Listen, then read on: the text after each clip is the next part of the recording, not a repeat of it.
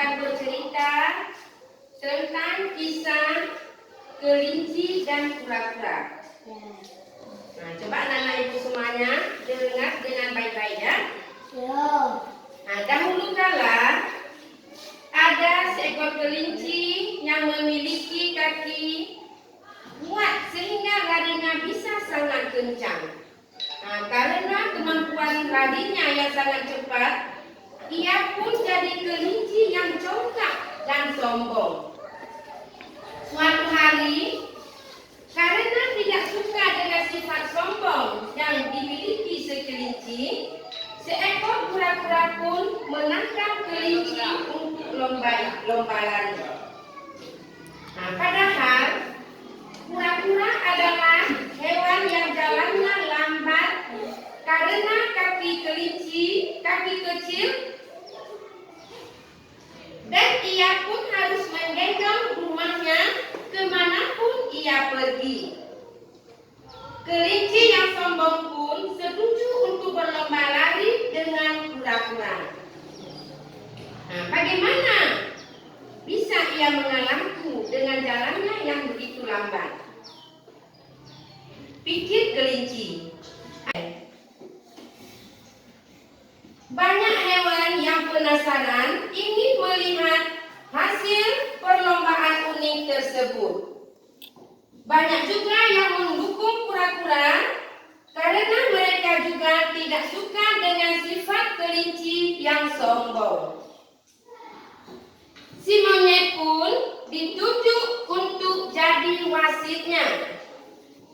Nah, begitu lomba lari dimulai, kelinci pun langsung melesat jauh meninggalkan kura-kura. Karena masih punya banyak waktu dan jarak yang cukup jauh, belum sampai garis finish, si kelinci memutuskan untuk tidur siang dulu di pinggir jalan. Di sisi lain, kura-kura terus sekuat tenaga untuk berlari sampai ke garis finish, dan kelinci pun tidak sadar kalau dirinya sudah disalib kura-kura karena keasikan tidur. Akhirnya kura-kura pun memenangkan perlombaan dan membuat kelinci kaget minta ampun.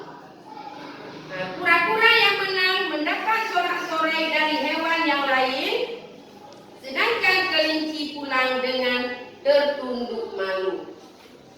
Nah, anak-anak ibu semuanya, setelah kalian mendengar cerita yang ibu ceritakan tadi, yaitu cerita kelinci dan kura-kura. Nah, siapa yang menjadi tokoh dalam cerita tersebut? Siapa kira-kira yang menjadi tokoh dalam cerita yang sudah ibu ceritakan tadi? Kelinci dan kura-kura. Kelinci dan kura-kura. Nah, kemudian bagaimana sifat kedua tokoh tersebut? Bagaimana sifat kelinci dan bagaimana sifat kura-kura? Kelinci sombong. Kelinci Sombong. Sedangkan kura-kura Tidak sombong. tidak sombong. Kura-kura baik hati. Baik hati. Sedangkan kelinci tadi sifatnya sombong. Nah, kemudian berarti sifat si kelinci tersebut boleh kita contoh, boleh kita ambil sebagai contoh? Enggak. Tidak. Nah, jadi di antara kedua tokoh tersebut yang dapat kita ambil contoh, Kura-kura.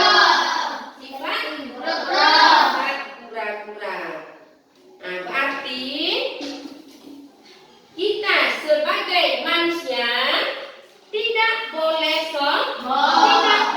sombong dan menyepelekan lawan hanya karena memiliki satu keunggulan dibandingkan dengan lainnya.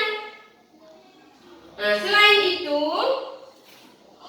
pesan yang dapat kita ambil